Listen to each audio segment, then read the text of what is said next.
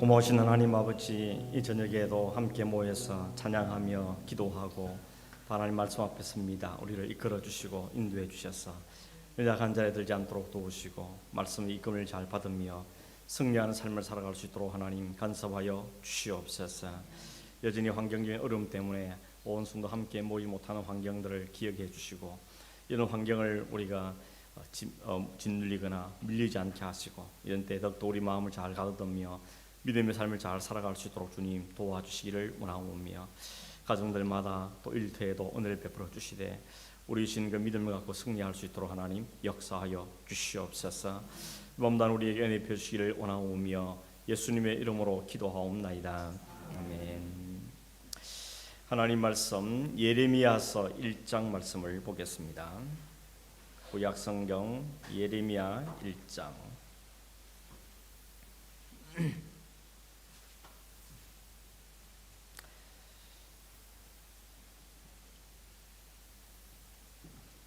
예레미야 1장 1절에서 10절까지 말씀 찾으셨으면 같이 읽도록 하겠습니다. 베냐민 땅 아나도스의 제사장들 중 hil기야의 아들 예레미야의 말이라. 아몬의 아들 유다 왕 요시야가 다스린 지 13년에 여호와의 말씀이 예레미야에게 임하였고 요시야의 아들 유다의 왕 요야김 시대부터 요시야의 아들 유다의 왕 시드기야의 11년 말까지 곧 5월에 예루살렘이 사로잡혀 가기까지 임하니라.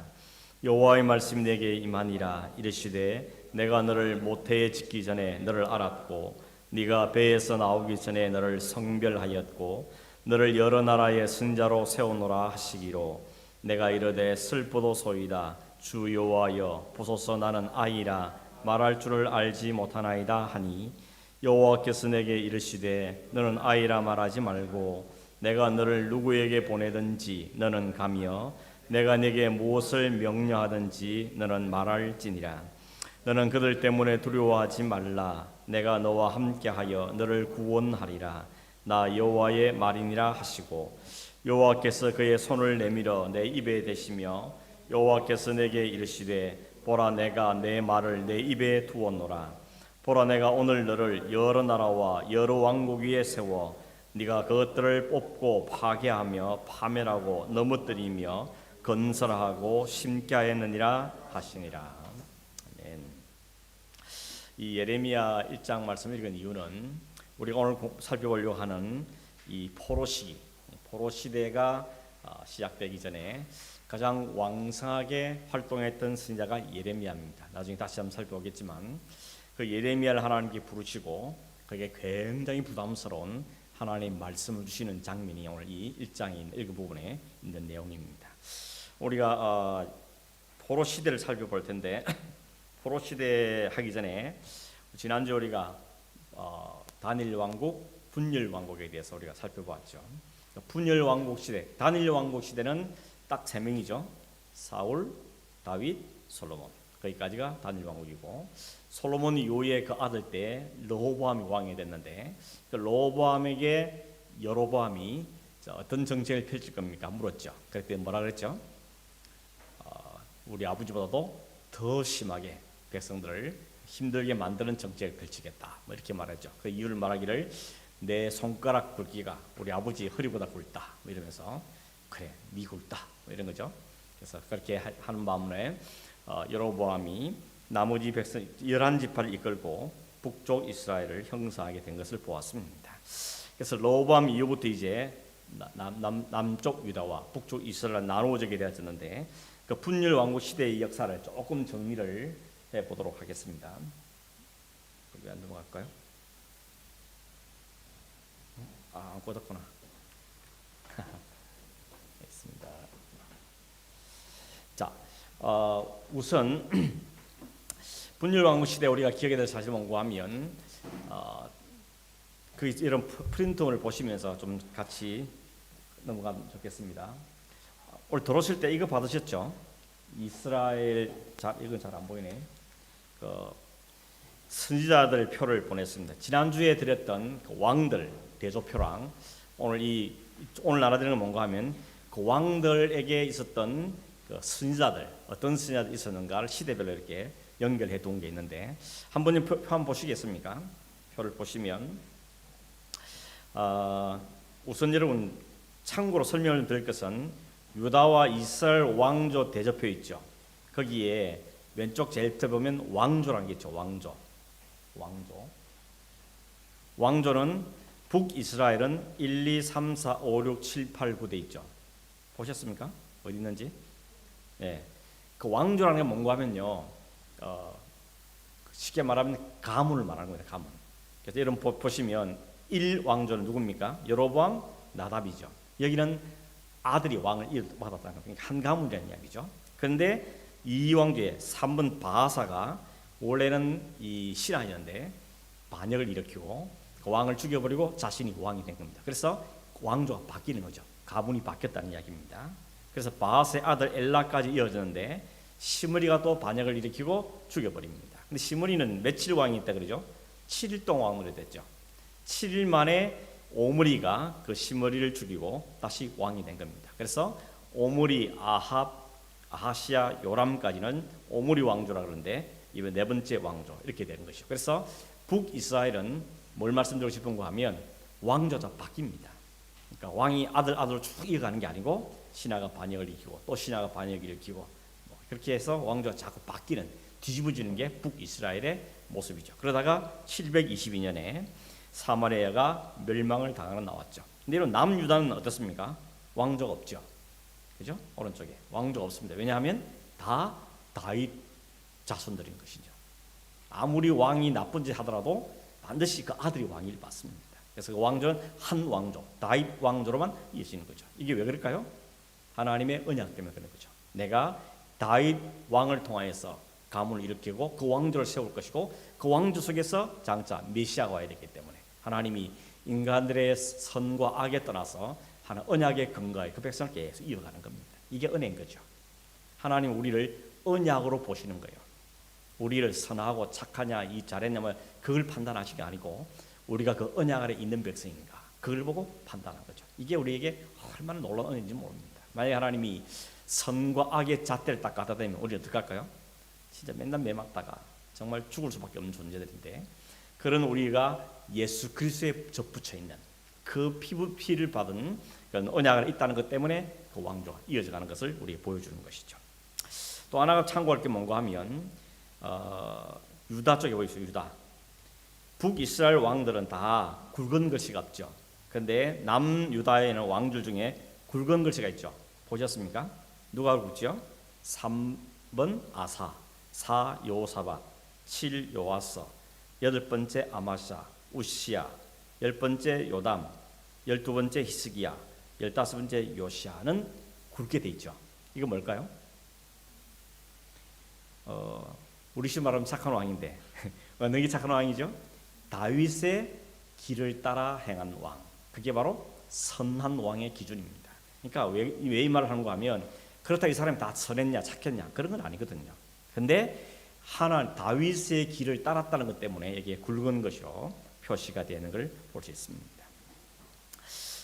이제 다시 여러분 프린트물 보시면 남북 갈등 시기 그렇게 되어 있죠. 남유다 르호보암과 2대 아비야, 3대 아사까지가 왼쪽에 북이스라엘 보면 다 누구죠? 여로보암 왕 때죠. 여로보암과 이 세 왕들이 서로 경쟁 관계였습니다. 계속 전쟁하고 또 전쟁하고 이런 갈등 관계 있었던 시기가 이 1, 2, 3, 4대 여로보암 대 이 세 왕이라는 것이죠. 그러다가 그 다음에 넘어가면서부터 갈등이 사라지고 남북이 화해하는 시기가 옵니다. 특히나 이런 몇 번에 보신가 하면 6번 아니 5대 왕 5대 왕이 여호람이죠. 유다에. 근데 이 여호람이 누구랑 결혼하는가 하면 오므리의 손녀이고 아합의 딸 누구일까요? 이세벨과 결혼하게 되는 것이죠. 그래서 이세벨이 아니지. 이세벨은 아내고 그 딸이 아달랴인데 아달랴와 결혼합니다. 그러니까 남과 북이 서로 사돈간이 되는 겁니다. 그래서 그 기간 동안은 굉장히 친밀한 관계를 맺게 되는 것이죠. 그러다가 그 예후가 여러분 북이스라엘의 10번째 왕이 예후죠. 예후는 하나님께서 세우셔서 그 악했던 오므리 왕조를 멸망시키고 왕조를 뒤집는 데 사용했던 사람이 예후죠. 그래서 예후가 북왕국을 다시 새롭게 하는 그런 데 사용되는 사람입니다. 근데 그 예후가 그 아하시아를 죽여버리고 나니까 남쪽에 있는 아달랴가 다윗의 혈통을 끊어버리고 자기 쪽으로 이 혈통을 털어버리려고 누구를 왕을 세우는가 하면 그 모든 왕족들 다 죽여버립니다. 그런데 그때 그 아하시아의 누나가 요아스를 딱 숨겨둡니다. 그래서 그 요아스를 왕위에 세우게 되죠. 그때 요아스가 나이가 7살에 왕이 되는 거죠. 이게 왜 그렇다고요? 다윗의 왕조와 이어가야 되기 때문에. 그달랴는 북쪽에서 온 사람인데 이 사람이 그런 다윗의 왕조를 알 턱이 없죠. 하나님 언약을 깨뜨리려고 그랬는데 하나님을 보호하시고 지키셔서 그 왕조를 이어가게 하시는 것이 이스라엘 역사 가운데 나타나게 되십니다. 그 후에 7대, 8대, 9대, 10대가 계속해서 유다의 대표로 다윗의 길을 따랐던 선한 왕들의 역사들이 기록되어 있습니다. 이 사람이 했던 중요한 일이 뭔가 하면 종교를 일으키는 것이죠. 우상들 타파하고 하나님만 섬기는 이런 일을 해왔던 사람들이 바로 이 왕들이었습니다. 이 왕들의 특징은 다윗의 길로 행하는 왕들이다 이렇게 볼 수 있겠습니다. 또 그 표에 보시면 11대가 아하스죠. 아하스, 히스기야, 므낫세, 아몬 14대까지 때는 계속해서 아수르에게 시달립니다. 아수르가 계속 공격을 해서 조공을 바치고 또 사람을 잡아가기도 하고 이런 열강의 탐방에 끼어서 시달림을 당했던 시기가 11대에서 14대인데 이때 활동했던 선지자가 이사야, 요즘 우리 새벽마다 보는 이사야죠. 이사야가 이런 격독의 시기에 활동했던 선지자였던 겁니다.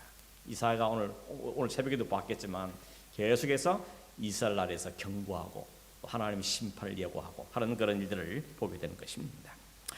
15대 왕이 요시아인데 요시아부터 요아하스, 요야긴, 시드기야까지는 이제는 아수르가 멸망하고 그 다음에 신흥 제국인 바벨론이 일어나가지고 바벨론에게 고통을 받는 시기가 바로 이 시기라고 말할 수 있겠습니다. 그 바벨론에게 고통받는 시기인데 이때 주로 활동의 시기가 선지자 누군가 하면 오늘 읽었던 예레미야가 북이스라엘이 멸망한 이후에 남유다가 멸망할 때 가장 활발하게 활동했던 사람입니다. 그래서 예레미야를 우리가 뭐라 하는가 하면 눈물의 선지자라 그러죠. 자기 나라가 망한 걸 보고 있고 또 망한 걸 봤거든요. 그는 눈물로서 그 나라를 위해서 기도하고 또 예언했던 사람이 예레미야고 동시대 사람이 스바냐, 나훔, 하박국 이런 선지자들이 그 당시에 활동했던 선지자들입니다. 그 다음에 여러분 남유다가 망하기 전에 있었던 몇 가지 전쟁의 역사가 있는데 1번에 보시면 BC 609년에 제1차 애굽대 바벨론 전쟁 그랬죠. 지금 지도를 한번 보시죠. 보시면 오른쪽 여기 아수르가 있죠. 그 다음에 중간에 끼은 게 이스라엘, 유다, 남북 나눠진 끼어 있죠. 그 다음에 왼쪽에 애굽이 있습니다. 이 당시 아수르라든지 애굽이라든지 이런 나라들이 최강대국이었고 그 사이에 유다가 끼어 있습니다. 그래서 서로 지형적으로 보면 여기가 아프리카 지역이잖아요, 그죠? 아프리카에서 동쪽으로 진출하려면 여기를 거쳐야 되고 또 동쪽에 있는 나라들이 서쪽으로 진출하려면 여기를 거쳐야 되는 겁니다. 그래서 이 힘 사이에 틈바구니에 끼어 있는 게 유다입니다. 그래서 유다가 늘 눈치를 봅니다. 누구한테 붙어야 될까? 우리가 어디 붙어야지 이로울까? 이런 생각을 하고 있는 것이죠. 그 당시에 보면 이 애굽과 아수르가 전쟁이 벌어졌는데 그 전쟁이 할 때마다 이스라엘은 아수르에 주로 붙다가 또 애굽이 좀 강해지면 애굽에 붙다가 그럽니다. 아까 말했던 것처럼 아수르의 지배를 오래 받았기 때문에 할 수만 있으면 이 아수르에 좀 벗어나 보려고 애를 많이 썼던 겁니다. 그래서 애굽이 강해지면 거기 힘을 벌어가지고 거기 동맹을 해가지고 좀 아수르 이겨보려고 이런 생각들을 했던 시기들이 있었습니다. 그런데 이 아수르가 누구한테 망하는가 하면 바벨론한테 망합니다. 여기 보면 갈그미스라는 게 있는데 여기 갈그미스 전투라는 게 아주 유명한 전투입니다. 바벨론 아수르하고 서로 아주 비트게 싸워가지고 누가 이긴가 하면 바벨론이 이겨버리는 겁니다. 그래서 아수르 힘이 약해지게 되는 것이죠. 이집트가 가만히 보니까 아수르가 힘이 약해지거든요. 그러니까 이때 틈타에서 애굽이 이 아수르에게 좀 덤빌 겁니다. 공격을 해보려고 그렇게 진출을 하려고 시도를 한 겁니다. 그래서 이 지역을 차지하기 위해서 이 지역이 뭔가 하면 메소포타미아 지역이거든요. 유프라데스, 티그리스 강들은 아주 기름진 땅입니다. 이걸 호심탐탐 노리는 사람들이요. 그래서 이 사람들이 여기를 좀 차지해 보려고 아수를 공격하려고 한 겁니다. 그때 이 유다의 왕이 누군가 하면 요시아입니다. 그 요시아가 아수를 공격해오는 애굽을 보고는 자기들이 아수로 동맹을 맺고 있기 때문에 중간에서 아수르 편에 들어가지고 애굽을 막으려고 전쟁을 벌였다가 그 애굽과의 전쟁에서 무깃도 전투에서 요시아가 죽고 맙니다. 지난번에 한 말씀을 드렸는데 이 요시아 왕은 영적으로는 아주 탁월한 왕이었는데 이런 정치적인 감각이 둔해가지고 아수르 편들다가 애굽에게 죽고 마는 것이죠. 그래서 유다의 아들이 누군가 하면 여호아하스인데 자기가 죽으니까 얼른 죽전에 얼른 아들 여호아하스를 16대 왕으로 세웠습니다. 근데 애굽이 가만 보니까 이 요아스가 자기 편 아니었잖아요. 그러니까 요아스가 세운 왕을 폐위시켜버리고 자기들의 마음에 맞는 왕을 세우게 되는 겁니다. 그 왕이 누군가 하면 요야김 왕인데 요야김은 사실은 이 요아스의 형님인 것이죠. 그러니까 그 동생을 치워버리고 형을 자기들 마음에 맞는 사람을 왕으로 세워놓고 애굽이 가게 됩니다. 그러면서 요야김에게 조언을 계속해서 바치도록 관계를 맺게 되는 것이죠. 그 시간 좀 흘렀는데 605년에 애굽과 이번엔 바벨론이 두 번째 전쟁을 펼치게 되었습니다. 애굽과 바벨론 사이에 전쟁이 벌어졌는데 그 전쟁에 누가 이기는가 하면 바벨론이 이기게 되죠. 유다 왕 요야김이 이번에는 애굽을 그동안 섬기다가 바벨론에게 애굽이 졌기 때문에 바벨론을 섬기게 되는 그런 입장에 처하게 되었습니다. 이때 느부갓네살이 바벨론에게 많은 유대인들을 끌고 갑니다. 포로 잡아갑니다. 그때 끌려갔던 사람 중에 한 사람이 다니엘과 세 친구가 포함되어 있습니다. 이제 1차 포로로 끌려갈 때 다니엘과 그 친구들이 끌려가게 되어집니다. 그 이 여호야김이 계속해서 이제 바벨론을 섬기는데 3년쯤 섬긴 다음에 바벨론에게 배반을 합니다. 바벨론 더 이상 우리 섬길 수 없다. 그러니까 배반을 때렸더니 느부갓네살이 군대를 끌고 공격해 오게 됩니다. 그리고는 여호야김을 죽여버리고 백성들이 그 아들인 여호야긴을 그다음 왕으로 세우게 되죠. 이때 주로 살동했던 사람이 예레미야 선지자입니다. 예레미야 선지자는 주로 말씀이 뭐였죠? 우리가 새벽에 저는 보았는데 예레미야 선지자의 말씀 핵심이 뭔가 하면 우리는 바벨론한테 항복했다는 겁니다.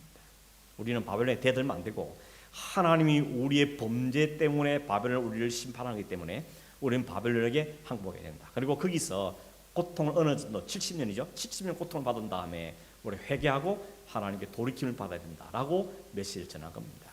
이 이야기를 들었던 유대 사람이 좋아했겠어 안 좋아했겠습니까? 좋아할 리가 없죠. 이 매국노 그런 겁니다.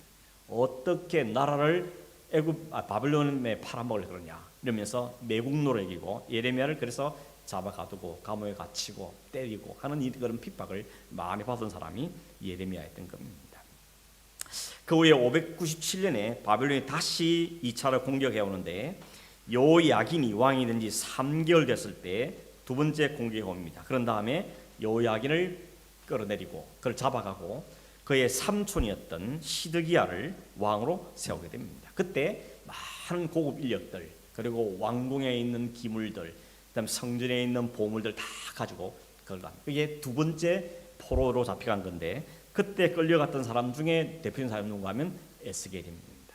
그러니까 다니엘은 1차 때 에스겔은 2차 때 포로로 끌려가게 된 상황이 벌어진 것이죠.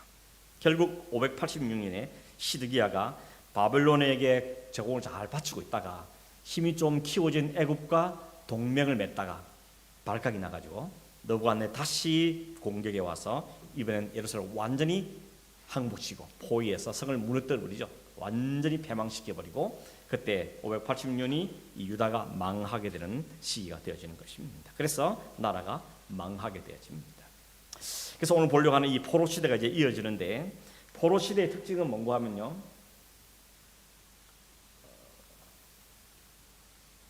포로 시대의 특징은 뭔가 하면 유다 백성들이 영적으로 타락했기 때문에 그들이 포로를 끌려갑니다. 근데 표면적으로는 포로를 끌려가기 때문에 고통과 탄압을 받지만 그 안에 내면에는 하나님의 만지심이 있습니다. 그래서 영적으로는 깨어나는 기가 되는 것이죠. 겉으로는 바벨론의 포로를 끌려가서 고생을 많이 하지만 그들이 거기 끌려가서 뭘 하는가 하면 그 발 강가에서 울며 통곡하며 회개하고 그들이 나라 빼앗긴 것 때 나라 잃어버린 데에서 회개하면서 하나님의 은혜를 구하는 일들이 그 속에서 점점점 일어나기 시작하는 겁니다. 그게 바로 겉으로는 포로지만 속으로는 영적인 성숙이 회개가 이르는 기회가 된 것이 바로 포로 기간이라는 것이죠. 그러니까 포로 기간도 역시 필요했던 겁니다. 하나님께 필요했기 때문에 그들에게 주어진 기회라고 말할 수가 있겠습니다. 이 포로 시대 기간에 써졌던 시편 가운데 가장 대표적인 시가 시편 137편인데 한번 찾겠습니다. 여러분 시편 137편을 찾으시죠.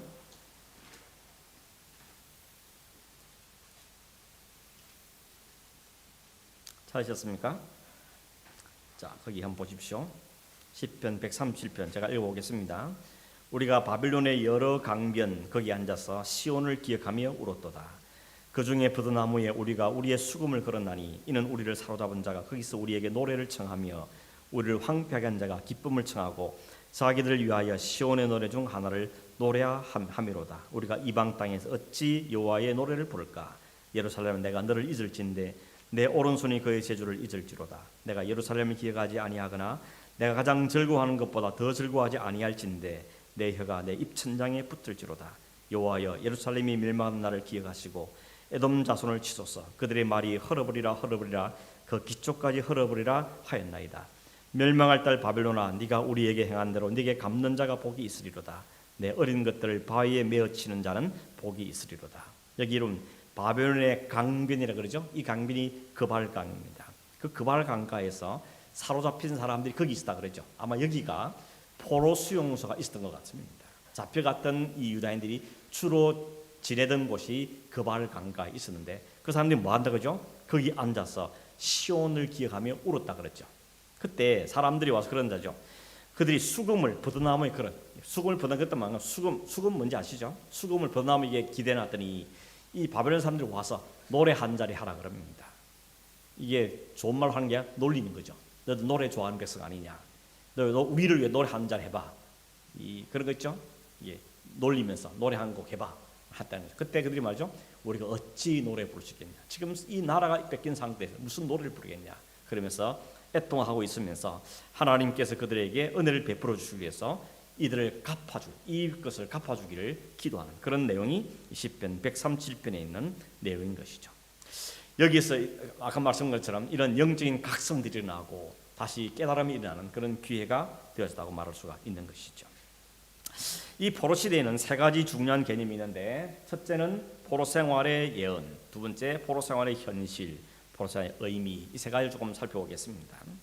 포로 생활 예언은 좀 뒤로 돌아갔습니다. 영적인 범죄와 타락의 결과로 포로로 잡혀가는 것을 줄기차게 선지자들이 예언했습니다. 그게 가장 앞장서서 누구라고요? 예레미야가 가장 강력하게 그들은 이 말씀을 예언했습니다. 그런데 이것은 예레미야 때 처음 말씀된 게 아니고 이미 신명기 말씀에 보면 신명기에 이런 말씀이 있는 걸 우리가 볼 수 있습니다. 신명기 말씀 거기 써놨죠. 제가 읽어보겠습니다. 신명기 4장 25, 28절 네가 그 땅에서 아들을 낳고 손자를 얻으며 오래 살 때에 만일 스스로 부패하여 무슨 형상의 우상이든지 좋아하여 내 하나님 여호와 앞에 악을 행함으로 그의 노를 일으키면 내가 오늘 천지를 불러 증거를 삼노니 너희가 요단을 건너가서 얻는 땅에 속히 망할 것이라. 너희가 거기서 너희의 날이 길지 못하고 전멸될 것이니라. 여호와께서 너희를 여러 민족 중에 흩으실 것이요 여호와께서 너희를 쫓아 보내실 그 여러 민족 중에 너희의 남은 수가 많지 못할 것이며 너희는 거기서 사람의 손으로 만든 바 보지도 못하며 듣지도 못하며 먹지도 못하며 냄새도 맡지 못하는 목석의 신들을 섬길 것이라. 신명기 말씀 언제 준 거라 그랬죠? 가나안 땅 들어가기 직전에 모세가 이스라엘 백성들 이 강을 건너가서 이제 너희들이 살 그 땅에 들어가면 너희들이 하나님만 기억하고 하나님만 섬겨야 된다. 만일 그렇지 않으면 그 땅에서 너희들이 쫓겨가고 도망다니며 또 포로로 끌려가게 될 거다 하는 것을 신명기 때부터 말씀했던 겁니다. 이렇게 이후에 계속된 경고, 이스라엘 백성이 범죄할 때마다 이 말씀을 계속 경고하는데 듣지 않는 겁니다. 아무리 이야기해도 속 위에 경이 낀 거죠. 하나님 말씀 선포해도 듣지 않습니다. 그냥 먹고 마시고 즐기고 사는데 충족했던 것이죠. 그 일들이 계속 되다가 가장 피크가 뭔가면 예레미야 때인 겁니다. 예레미야는 노골적으로 말합니다. 곧 망한다 나라. 하나님이 이 나라를 치실 거다. 우리가 다 포로로 끌려갈 거다 하는 것을 이야기합니다. 그러면서 70년이 지나야 돌아오게 될 거다 하는 이야기를 하게 된 겁니다. 그래서 예레미야의 메시지는 핵심이 뭔가 하면 파멸과 심판과 회복의 메시지를 전하게 되어지는 것이죠. 이 예레미야가 활동했던 시대가 바로 요시야부터 시작해서 시드기야 때까지 주로 활동했던 사람이 이 예레미야였던 것입니다. 그런 의미에서 예레미야를 조금 살펴보면 성경에 나오는 사람들 중에 선지자 중에 가장 극적인 삶을 살았던 사람이 예레미야입니다. 격동기에 살았던 거죠. 나라가 망하기 직전에, 아니 나라가 망할 때 그때 역사의 현장에 있던 사람이 예레미야였던 겁니다. 그래서 예레미야는 자신에게 맡은 역할을 하나님 앞에 받았을 때 싫어했습니다. 왜냐하면 자기 나라의 멸망을 예고하는 게 뭐 좋은 일이겠습니까? 그러니까 하나님이 심판을 명하셨을 때 하나님 나 못합니다. 할 수 없어. 오늘 1장 읽었죠. 나는 아이고 말도 잘 못하고 이러면서 막 핑계를 대면서 나는 그거 하기 싫다고, 그 사명 받기 싫다고 하나님께 손살을 쳤습니다. 하나님 명령이 뭔가 오늘 읽었던 1장 10절에 보면 그랬죠. 나라가 뽑고 파괴당하고 파멸당하고 넘어뜨림을 당할 거다. 그리고 다시 건설하고 다시 심게 할 거다. 심판과 회복인 것이죠. 이 메시지를 전하라 했는데 이 예레미야는 싫다는 겁니다. 하나님, 내가 그걸 어떻게 내 민족을 위해서 이 이야기를 어떻게 합니까? 그러면서 하길 싫어했는데 하나님 그러죠. 내가 너를 심은 거다. 내가 너를 보는 거다. 내 말을 네 입에 넣을 테니까 너는 내 한 말을 꼭 전해야 된다. 라고 이야기하고 있는 거죠. 그러면서 확실히 준 게 뭔가 하면 내가 오늘 너를 그 땅에 세울지니까 그 왕들, 그 지도자들, 그 제사장들, 그 백성 앞에서 너를 견고한 세기둥을 만들고 노성맥이 되게 해서 너를 치거나 이기지 못하게 할 거다라고 분명하게 말씀하는 겁니다. 여러분, 예레미야가 몇 년 동안 활동했는가 하면 40년, 무려 40년 동안 활동했습니다. 그 표를 보시면 아시지만 이 예레미야가 활동했던 시기가 요담부터 시작해서 시드기야까지 엄청난, 요시야부터 이 시드기야까지 엄청난 게 40년 동안을 활동하면서 메시지는 한결 같습니다. 왕이 바뀌어도 메시지는 한결 같습니다. 점점 하나님 심판에 가까운다. 정신을 차려야 된다 하는 이야기를 메시지를 계속했던 것이죠. 그러니 이 예레미야가 얼마나 싫었겠습니까? 그래서 그 사람들에게 비난을 당하고 또 옥에 갇히기도 하고 매를 맞기도 하고 이런 일을 경험했던 것입니다. 그래서 이 예레미야 선지자의 별명이 뭔가 하면 눈물의 선지자입니다. 예레미야 애가가 있죠. 예레미야 다음에 있는 예레미야 애가. 그것은 바로 자기 민족이 망하는 걸 보면서 슬퍼 눈물로 지었던 시가 바로 그 성경이 바로 예레미야 애가였던 것이죠. 예레미야는 웁니다. 왜 우는가 하면 하나님의 말씀에 그 심판의 말 전해야 되니까 그것 때문에 울고, 동족들이 그 말씀을 들어도 깨닫지 않으니까 또 울고, 나라가 망을 보면 또 울고, 그래서 늘 예레미야는 눈물의 통곡에 흘렀던 사람이었던 겁니다. 그래서 그는 그 속에서 그 하나님 앞에서 받은 사명 안 할 수는 없고 하나를 하자니 힘들고 그러면서 그 안에서 고통을 겪었던 사람이 바로 예레미야입니다. 야, 이렇게 목회하라 그러면 하겠습니까? 무려 40년을 심판과 회복에 대한 말씀만 계속 전하면서 들어주지도 않고 다들 오히려 오열하고 매국노라 그러고 죽이려고 그러는데 그 속에서 하나님 메시지를 전한다는 것은 결단코 쉬운 일이 아니었던 겁니다.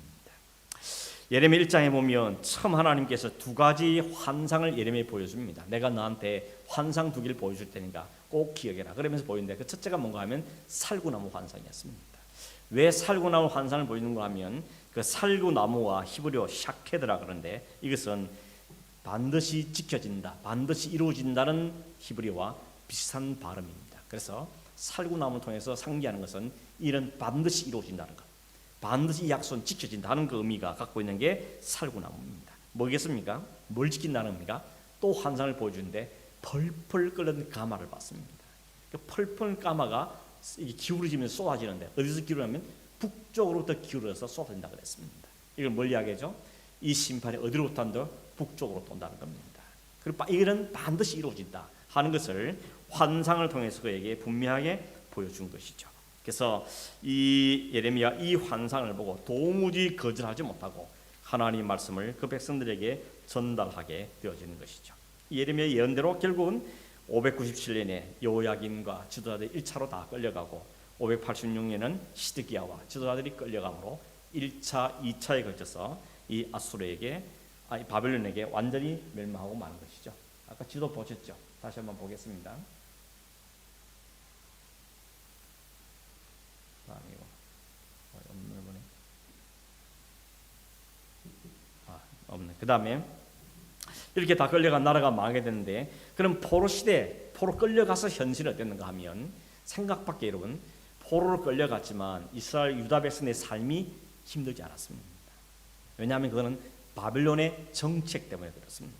바벨론 정책이 뭔가 하면 바벨론은 남의 나라를 정복한 다음에 그 나라를 힘들게 하거나 노예를 삼거나, 그게 정책이 아닙니다. 단 그냥 우리 말 잘 듣고 우리가 하는 정책을 잘 따르고 그러면 된다라고 하는 거죠. 그래서 오히려 대우를 잘 해줍니다. 그래서 성경에 보면 바벨론에 있는 사람들 중에 목적이 뭔가 하면 거기에 있는 훌륭한 인재들을 데려다가 잘 훈련시킨 다음에 그들을 바벨론 제국의 인재로 써먹는 겁니다. 그게 대표적인 누구였죠? 다니엘과 세 친구죠. 다니엘과 세 친구가 포로를 건 다음에 거기서 뽑히잖아요, 그죠? 뽑혀서 3년 동안 교육을 받은 다음에 왕궁에서 일하는 사람으로 써먹게 되는 겁니다. 그러고는 남은 그 땅에는, 그러니까 좀 똑똑하고 괜찮은 사람 다 잡아갔어요. 데려가서 거기서 그냥 노예로 부려먹는 게 아니라 교육도 시키고 그들 적당히 잘 살 수 있도록 땅도 주고 그러면서 살게 한 다음에, 비록 포로 생활을 하지만 그래도 그들에게 기회를 열어준 겁니다. 반면에 남아있는 유대 땅에는 남아있는 사람들이 그동안의 모든 땅과 이것들을 경쟁하면서 살게 되어지는 것이죠. 예를 들어서 여호야긴이 잡혀갔다 그랬죠. 여호야긴이 잡혀갔는데 열왕기하 25장에 보면 바벨을 끊는 다음에 37년 후에 55세에 옥에서 풀려난 다음에 죄수의 의복을 벗고 왕 앞에서 식사를 한다 그럽니다. 그가 평생, 나머지 평생은 왕과 함께 왕의 식탁에서 식사하며 지냈다는 것입니다. 뿐만 아니라 엘리트들이 많이 잡혀가기 때문에 그 중에 다니엘이라는 사람은 바벨론의 총리가 되지 않습니까? 그죠? 그런 사람도 일어나게 되는 것이죠. 그러니까 우리가 생각하는 포로하고 조금은 경향이 다르다는 걸 알 수 있습니다. 심지어는 그 당시 바벨론에서 가장 큰 은행의 은행장이 유대인이었다 그럽니다. 요즘도 여러분 미국의 유대인들이 얼마나 이 경제를 장악하고 있습니까? 이 당시에도 월스트리트 같은 이런 바벨론의 유명한 가장 큰 은행의 은행장이 유대인이었다고 이야기합니다. 그런데 현실적으로 볼 때 실제로 육신적으로는 그렇게 큰 어려움이 없은 것 같습니다. 그런데 시편 137편에 그런 것처럼 그들은 영적으로는 굉장히 공고한 것이죠. 족을 잃어버리고 하나님을 섬길 수도 없고 예배할 수도 없고 절기를 지킬 수도 없고 성전에 갈 수도 없고, 그런 현실 때문에 그들은 목 놓아 울면서 시온을 기억했다고 이야기하고 있는 것입니다. 마지막으로 포로 생활의 의미에 좀 생각해 보겠는데, 하나님의 징벌임과 동시에 영적인 유익들도 그들이 있었다는 걸 보게 됐습니다. 그러니까 심판과 구원은 같이 오게 되고, 심판은 반드시 멸망시키는 목적이 아니고 깨우쳐서 회복시키는 하나님의 목적이기 때문에 그렇습니다. 하나님의 백성들에 오는 심판은 그들을 회복시켜서 바로잡는 게 하나님의 은혜라는 것을 알게 되는 것이죠. 어떤 면에서 유익이 있는가 하면 거기 보시면 성전을 중심으로 해서 신앙생활이 얼마나 좋은지를 이 백성이 그제서야 깨닫게 되는 겁니다. 마음대로 성전에 가고 예배하던 그 시절은 성전이 얼마나 중요한지 모르고 살았는데 성전이 빼앗기고 예배할 수 없는 환경이 되어지니까 그들은 성전을 그리워하면서 그 성전 중심의 삶이 참 소중한 삶이라는 걸 깨닫기 시작하는 겁니다. 요즘 우리가 그렇죠.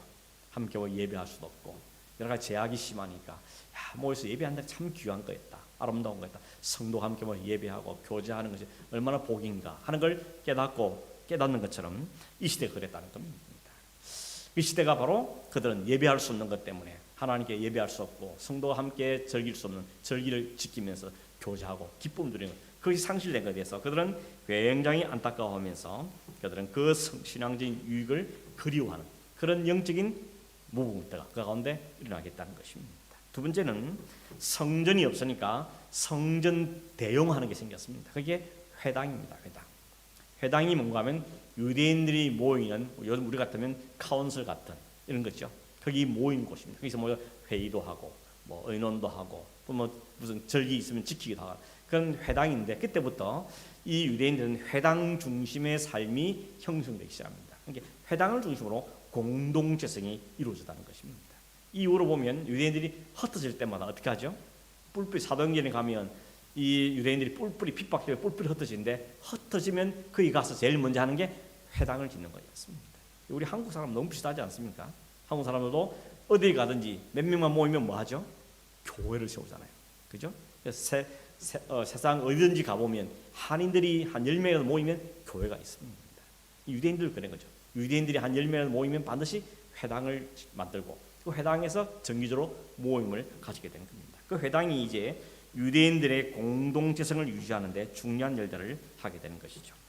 뿐만 아니라 그들은 다시 자기들의 조상 아브라함부터 시작된 그 이스라엘의 역사를 다시 공부하고 하나님 언약에 다시 한번 더듬으면서 그 역사들을 정리하기 시작합니다. 역사를 정리하고 확인하는 과정을 밟는다는 것이죠. 그래서 신앙적인 안목을 가지고 그들의 역사를 다시 정리하기 시작하는데 그때 정리된 역사들이 바로 열왕기 상하, 역대기 상하 같은 자신들의 역사를 정리하는 일들이 생기게 되겠죠. 이때 주로 그 백성들의 영적인 정신이 치유된 사람이 누군가 하면 에스겔과 다니엘이라는 것입니다. 그래서 에스겔 다니엘서를 읽어보면 그 당시의 형편들을 우리가 알 수 있게 되는 것이죠. 자, 에스겔 다니엘만 조금 더 생각해 보겠는데요. 에스겔과 다니엘의 차이는 제가 말씀드렸지만 에스겔은 두 번째 포로로 끌려갔던 사람이 에스겔이었습니다. 그 에스겔은 이사야처럼 환상을 보고 그 환상을 본 걸 갖고 백성들에게 선포했던 사람이 바로 에스겔입니다. 에스겔 1장 1절 5절에 보면 첫 시작이 바로 환상을 보고 시작하는데 이런 표현이 있습니다. 여러분 에스겔 1장 1절을 보시면 30째 해 넷째 달 초닷새에 이 30째라는 것은 아마도 에스겔의 나이를 봅니다. 하나님의 부르심을 받고 환상을 보았던 나이가 35살 때였다라고 보고 있고 그때 그발 강가에 사로잡힌 자 중에 수용수라 그랬죠. 거기 있던 자 중에 자기가 거기 있었는데 거기에 하늘이 열리고 이 하나님의 모습을 보았다 그랬죠. 그게 바로 여호야긴 왕이 사로잡힌 지 5년 그 달 초닷새 때란 것이죠. 2차 포로로 왔을 때란 겁니다. 그래서 그가 환상을 보았는데 무슨 환상을 보았죠? 북쪽에서부터 폭풍과 큰 구름이 오는데 그 속에 불이 번쩍번쩍하고 빛이 그 사방에 비치고 그 불 가운데 쇠 같은 것이 나타나 보이고 그 속에 네 생물의 형상이 나타난데 그들의 모양이 이러하니 그들에게 사람의 형상이 있더라 라고 말하면서 이런 하나님이 보여주신 그 환상과 그걸 가지고 이스라엘 백성들에게 설명을 하는 거죠. 그래서 에스겔은 여러분 어떻게 보면 좀 어렵습니다. 왜냐하면 환상들이 많기 때문에 이상들이 많기 때문에 그런 이상들을 보면서 보겠는데 그러나 에스겔이 보여주는 하나님의 이상의 핵심 내용은 뭔가 하면 하나님께서 이 백성을 왜 심판하시는지 그리고 이 나라 어떻게 다음 단계 어떻게 갈 것인지를 보여주는 게 이 핵심이라고 말할 수 있는 것이죠. 그 밑에 보면 4장 1절 8절 말씀을 거기 써놨죠. 하나님께서 메시지를 전달할 때 이상한 행동들을 하게 하는 걸 볼 수 있습니다. 그 하는 게 예를 들어놨는데 한번 보십시오. 4장 1절에 8절 너 인자야 토판을 가져다가 그것을 내 앞에 놓고 한 성읍 곧 예루살렘을 그 위에 그리고 토판이 뭔지 아십니까? 그 판자떼기를 말한 거죠. 그 널판지 위에다가 예루살렘 성 그림을 그린 다음에 그 다음 뭐라 그럽니까? 왼쪽으로 누워서 이스라엘 족속의 죄를 짊어지고 그 날이 매정하면 390일이고 그 다음에 반대로 오른쪽으로 누워서 유다 족속의 죄악을 담당하는데 40일을 정했다 그럽니다. 합하면 며칠이죠? 390일과 40일 430 정도 됩니까? 그렇죠. 그 기간 동안에 하면서 그 에스겔에게 이스라엘 백성과 유다가 당면했던 그런 일들을 예언하는 것을 보게 됩니다. 뿐만 아니라 몇 달 동안 에스겔이 몸이 묶인 채 누가 묶은 게 아니고 스스로 몸을 묶고 대중 앞에 한쪽으로 누워서 토판에 있는 예루살렘을 보면서 하나님의 심판을 이야기하는 그런 행동으로 보이는 예언도 하는 걸 보게 되십니다. 두 번째는 5장 1절 2절 12절에 있는 말씀인데 거기 보면 하나님 다시 말하기를 날카로운 칼 하나 가지라고 합니다. 그리고는 네 머리털을 좀 자르고 그죠? 머리털을 자르라 그죠? 그 다음에 그 자른 다음에 뭘 어떻게 합니까? 세 등분을 낸 다음에 3분의 1은 성 안에서 불사르고 3분의 1은 성 밖에 가서 칼로 막 치고 나머지 3분의 1은 바람에 흩으라 그러죠. 그게 뭘 의미하는 거죠? 3분의 1은 이스라엘 백성 유다가 그렇게 기근과 전염병으로 죽을 것 3분의 1은 적군의 칼에 죽을 것 나머지 3분의 1은 포로로 잡혀가서 온 지방에 흩어질 것을 예언한 것입니다. 여러분 선지자 하기 참 힘들죠. 선지자 하기 얼마나 힘들었겠습니까? 이게 뭐한 짓입니까? 그죠? 이런 일을 하는 것입니다. 그렇게 하나님 말씀을 이야기했는데도 불구하고 백성들은 듣지 않더라는 거죠. 근데 에스겔서는 그렇게 백성이 포로 잡혀하고 심판받을 것만 이야기하는 건 아니고 다시 반드시 회복시킨다 하는 것을 이야기하고 있습니다. 그래서 대표적인 게 뭔가 하면 그 에스겔서 가장 많이 반복되는 단어가 뭔가 하면 그때야 그들이 나를 여호와인 줄 알게 될 거다 하는 것입니다. 하나님의 예언된 말씀이 이루어짐을 보면서 그제서야 하나님이 여호와가 하나님이신 줄 알게 될 거예요. 이게 60번 이상 사용되는 에스겔서 아니에요. 60번 이상. 하나님 목적은 뭐하는 거죠? 제발 나를 좀 알아달라는 겁니다. 내가 너희 하나님의 여호와라는 것, 너희를 약속에 언약했고 너희 이끌어왔고 너희와 함께하는 하나님 것을 제발 좀 기억하라고 하나님이 60번 이상 넘게 반복을 하고 있는 것입니다. 그렇게 심판한 다음에 하나님은 그걸로 끝나지 않고 다시 회복의 환상을 보여주죠. 그 대표적인 환상이 뭔가 하면 37장에 있는 마른 뼈가 살아나는 환상입니다. 여러분 그 이야기는 잘 아시죠?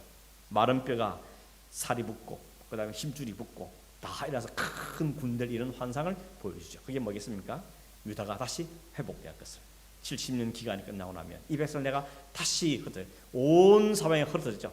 죽고 기근에 죽고 다 흩어졌던 백성들이지만 다 불러 모아서 다시 그 속에 생기가 들어가고 살이 붙고 피가 돌고 그래서 큰 군대를 이룬 그 환상을 통해서 그렇게 하나님 백성을 다시 회복할 거라고 이야기한 것이죠. 뿐만 아니라 그 백성들부터 하나님의 구원이 그 민족뿐만 아니라 다른 이방에까지도 전파될 것을 보여주는 환상이 뭔가 하면 성전 문지방에 흘러나는 물이 좀 갔더니 발목에 좀 무릎에 좀 허리에 헤엄치는 그 환상이 있죠. 성전 문지방에 흘러나는 그 물이 온 사방에 흘러가고 그 물이 흘러나는 곳 광 좌우편에 과실이 맺히고 그다음에 고기들이 살아나고 이런 역사를 보여주죠. 그게 바로 이스라엘 유다의 회복을 이야기해 주는 것이 그게 47장에 있는 중요한 환상의 내용인 것입니다. 그래서 여러분 이 에스겔 제일 끝에 보면 뭘로 끝나는가 하면 여호와께서 거기 계시다 하는 여호와 산마로 끝나고 있는 것을 볼 수 있습니다. 이시 하나님이 에스겔을 통해서 보이는 환상이었던 것이죠. 에스겔은 이렇게 그발 강가의 백성들 가운데서 환상을 보고 백성들에게 이야기했습니다. 그런데 다니엘은 왕궁 안에 잡혀갔다 그랬죠. 총리가 됐습니다. 아주 중요한 역할을 하게 되죠. 그 왕궁 안에서 하나님의 메시지를 선포한 사람이 다니엘입니다. 이 다니엘 1장에서 6장까지는 다니엘과 세 친구 이야기가 주로 이야기가 전개됩니다. 다니엘이 어떻게 잡혀왔는지 어떻게 총리가 되는지 그 친구들이 했던 용감한 이야기든지 굴 속에 들어갔던 이야기 이런 이야기를 쭉 이야기하고 있습니다. 재밌는 것은 뭔가 하면 다니엘이 총리를 3대에 걸쳐서 왕이 3번 바뀔 때 총리를 계속 유지했다는 겁니다. 대단한 사람인 거죠. 왕이 바뀐데도 불구하고 총리는 안 바뀌었다는 겁니다. 엄청난 대단한 사람이라는 걸 알 수 있습니다. 3대에 걸쳐서 그가 총리 있은 해가 약 66년쯤 된다고 이야기합니다. 그러니까 사자굴에 던질 때 그 나이는 대충 정리를 해보면 약간 80대쯤 됐다고 보는 것이죠. 근데 우리가 성화 보면 어떻게 있습니까? 다니엘이 사자굴 속에 들어갔을 때 항상 아예 애로 들어가 있죠. 애가 뭐 사자 옆에 막 있는 이런 모습으로 그림을 그리는데 실제로는 그런 총리 때였기 때문에 적은 나이가 아니었다는 소리가 알 수 있는 겁니다. 아무튼 중요한 건가 하면 바벨론에 가서 탁월한 정치력 때문에 그가 총리직을 3대에 걸쳐서 60년이 넘게 했지만 그러나 신앙의 지조만큼은 흔들리지 않았다는 것. 그걸 보여주는 게 바로 사자굴에 던졌던 이야기가 보여주는 것이라고 말할 수 있는 것입니다. 7장에서 12장까지 다니엘은 하나님께 그 마지막 무리에 보여준 환상들입니다. 그 환상들이 여러 개 나오는데 그 환상들은 다 똑같은 환상들입니다. 반복되는 그 이야기죠. 이런 표현도 있지만 2장, 7장, 8장, 11장에 다니엘이 본 환상들이 나오는데 이 환상들은 사실 따지면 같은 이야기를 반복해서 보여주는 겁니다. 제일 첫 번째 2장에 나오는 거 하면 느부갓네살 왕 때 보니까 느부갓네살이 꿈을 꾸었어요. 신하를 부릅니다. 내가 꿈을 꿨는데 이상한 꿈을 꿨는데 도대체 꿈이 뭔지 모르겠다는 겁니다. 그러니까 신하들이 말을 했죠. 왕이여 꿈 이야기 해주십시오. 그러니까 그 꿈이 뭔지 우리가 이야기하겠습니다. 그때 왕이 뭐라 그러죠? 뭔 소리 하냐? 내가 꿈 이야기 해주면 니네들이 다 끼워 맞출 거 아니야. 그러니까 무슨 꿈을 꾸은지도 맞추고 그 꿈의 뜻이 뭔지도 맞춰라. 그래 내가 너희들 말을 믿겠다 이야기하죠. 그러니까 사람들이 다 기술촉봉하는 겁니다. 아니 꿈을 이야기해 주지도 않고 해석을 하라 그러니까.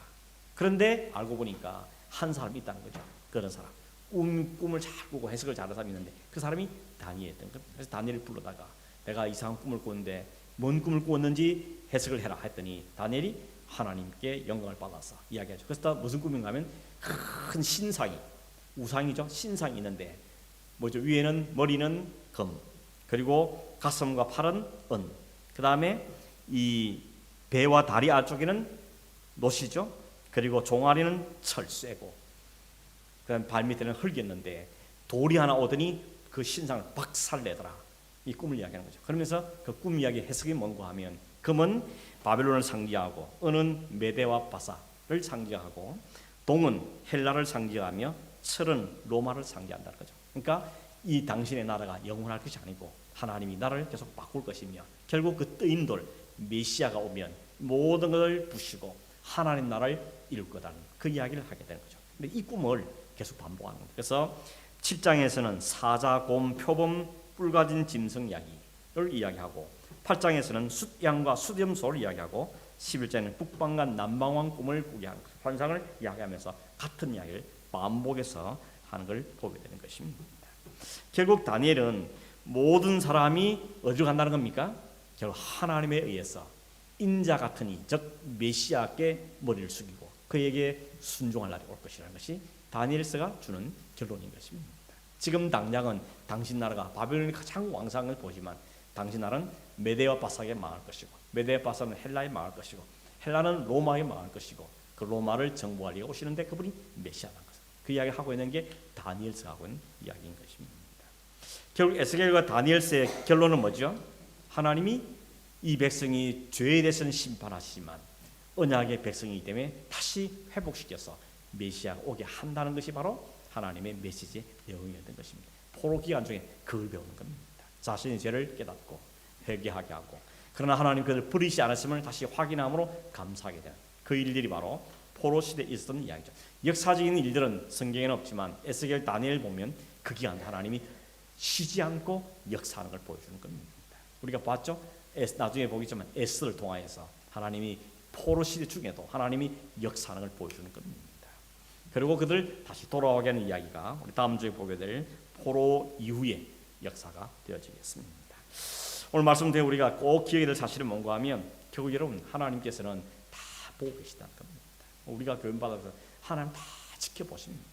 우리가 마음대로 살고 하고 싶은 대로 살고 해도 하나님은 다 보고 계십니다. 그리고 필요할 때 채찍을 드십니다. 그 채찍이 때로는 경제적으로 올 수도 있고 그 건강할 수도 있고 질병일 수도 있고 거기에 다른 나라에 포로 잡혀가는 수도 있고 여러 날 통해서 하나님은 징계하십니다. 그러나 그 중에 그 징계 중에도 하나님은 은혜를 꼭 붙잡고 계시고 그 은혜를 베풀어 주셔서 그 백성은 반드시 회복시킨다는 겁니다.